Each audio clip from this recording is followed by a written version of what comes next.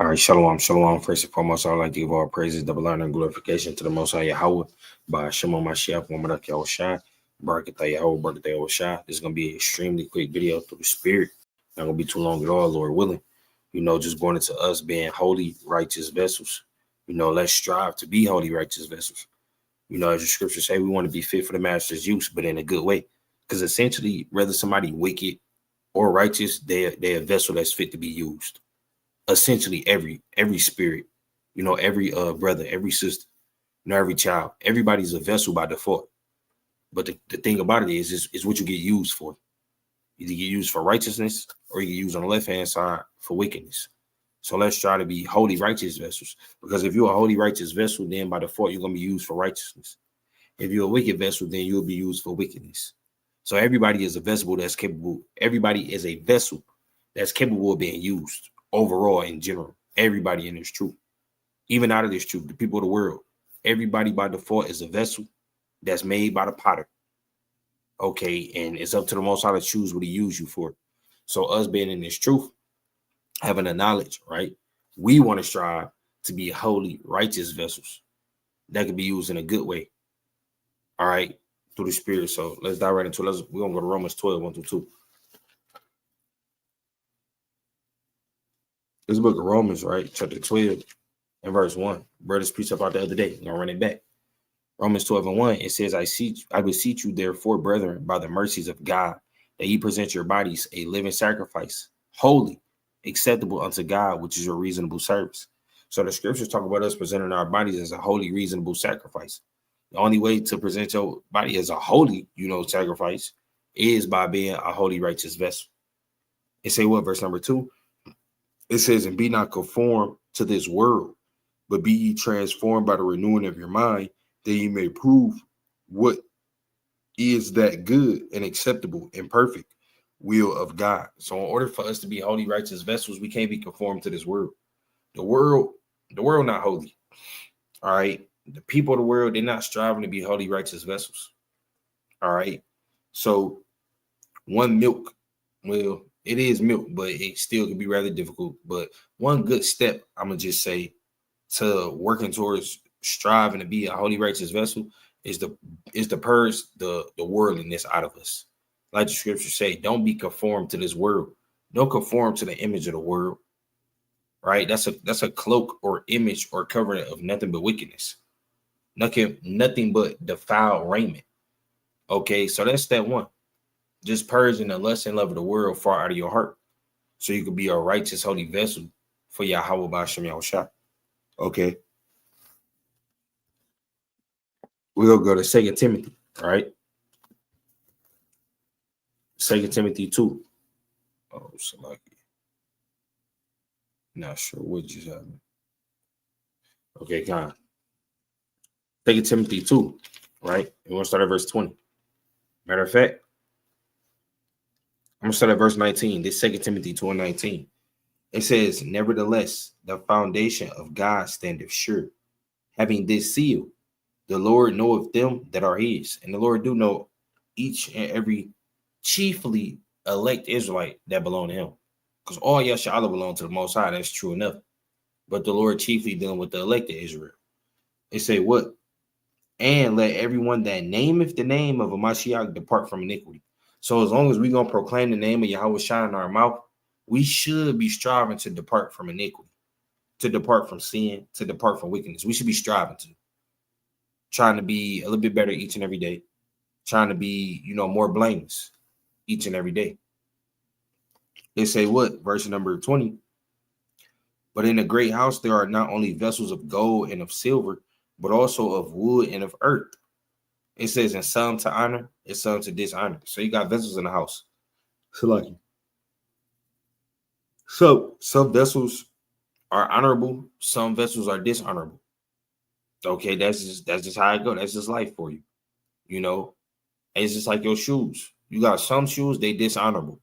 You'll go outside and play in those shoes and beat them up. You don't mind them getting a little raggedy. But other pair of shoes you got, they have great honor. The all-white Air Force Ones. You're not accepting no creases in them. You don't want them to get dirty or none of that. You may have more, your expensive shoes. So it's even relatable to, you. If the Lord got vessels in his house, some to honor and dishonor, you should be able to easily understand that, because just in life, we got things that we look at as a little bit more esteemed than other things. All right. It say what? I'm reading again. But in a great house, there are not only vessels of gold and of silver, but also of wood and of earth, and some to honor and some to dishonor. Verse 21. If a man therefore purge himself from these, he shall be a vessel unto honor, sanctified and meet for the master's use, and prepare unto every good work. So the scripture tells us, if we purge ourselves from wickedness, what is the scripture saying? Romans 12:2, be not conformed to this world. So if we purge ourselves from wickedness, purge ourselves from the ways of the world, the scripture say we'll be vessels unto honor. And that's what we striving to be. We striving to be holy, righteous vessels unto honor. That's ultimately what we're trying to do. That's fit for the master's use in a good way, to be set up, to be mighty men, to be mighty women, mighty children of the Lord. All right. I'll read that last part again. It says, if a man therefore purge himself from these, he shall be a vessel unto honor. It say what? Sanctified, meaning holy, and meet for the master's use, and prepare unto every good work. So if you're striving to be a holy, righteous vessel, you're going to be sanctified, meet for the master's use for every good, righteous work instead of for every evil work. Okay. So that's what we're striving to do. We're striving to be vessels unto honor that's meant for the master's use for every good work. Okay. So we have to, keep our tabernacle cleansed and purged and free of filth and wickedness and leaven. The Passover coming up. All right. We got to get as much leaven out of our vessel as we can, trying to the best of our ability, even at the Passover when it's over with, still trying to purge leaven out of your system, so we can continue to be these, Lord willing, holy, righteous, elect, blameless vessels. All right. Let's get another precept.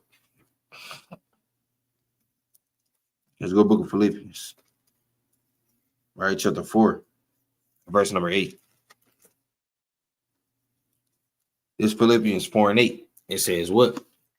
Finally, brethren, whatsoever things are true, whatsoever things are honest, whatsoever things are just, whatsoever things are pure, whatsoever things are lovely, and whatsoever things are of a good report, if there be any virtue, and if there be any praise, think on these things. So this is also how we help ourselves through the spirit and power and grace and mercy of Yahweh Basham Oshah through his son. This is how we help ourselves be strive to be holy, righteous vessels unto honor. By doing what? Following things that are ultimately honest and true. Okay. It listed a lot of things. It said whatever is honest, whatever is just, whatever is pure, whatever is lovely, whatever is of a good report. Think on these things. Okay, so we should be meditating on all manner of righteously good things, right? That we could do. Righteous, good, holy things that we can apply to ourselves so we could be better vessels unto Yahweh Basham Yahushua. Okay, because like the scripture saying, wisdom of Solomon, it say wisdom not going to do it with a soul that's subject to sin, because that's that soul is not being a good vessel. Okay, so we want to be good, righteous, holy vessels that wisdom see fit to dwell in, to deal with. So once again, the scripture say, think on these things. So think on righteous, holy things, so our mind could be more pure and not so defiled. All right, think on these things so we can be true, holy, righteous vessels. All right, another precept. Let's go to 1 Peter. 1 Peter 1.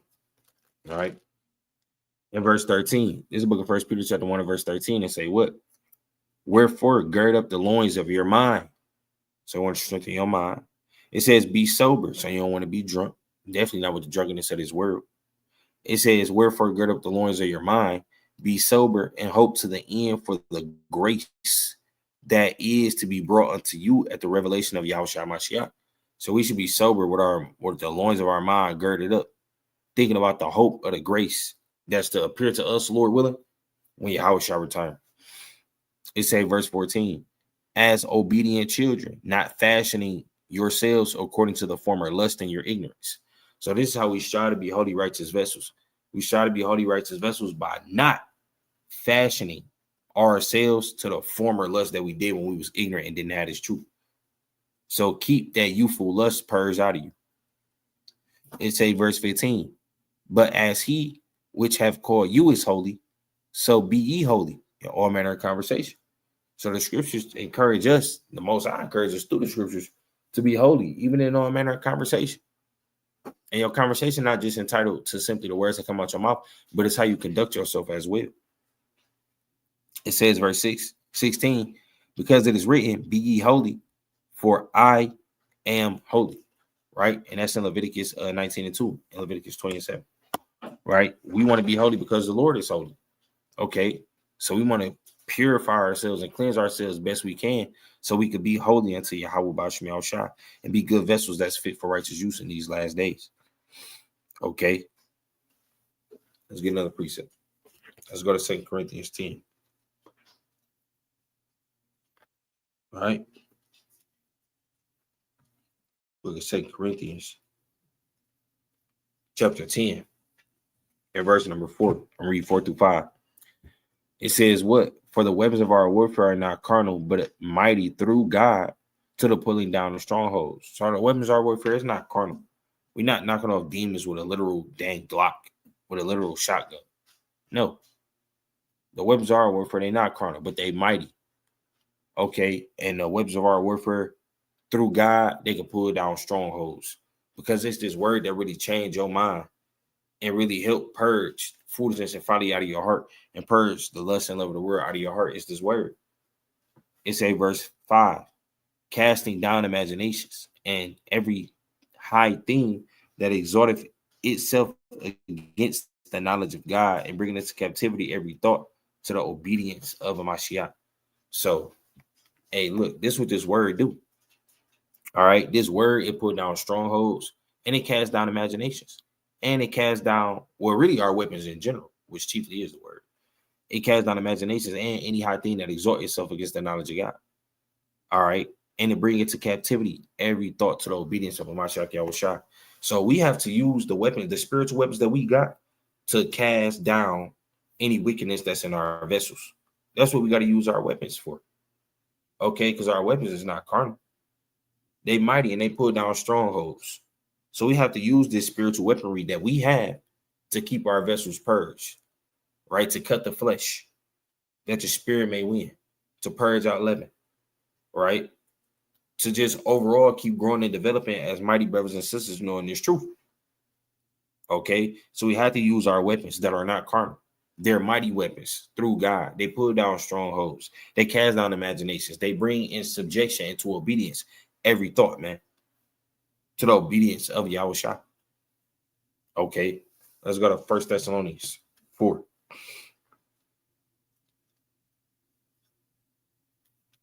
That's the book of 1 Thessalonians, right? Chapter 4, verses 3.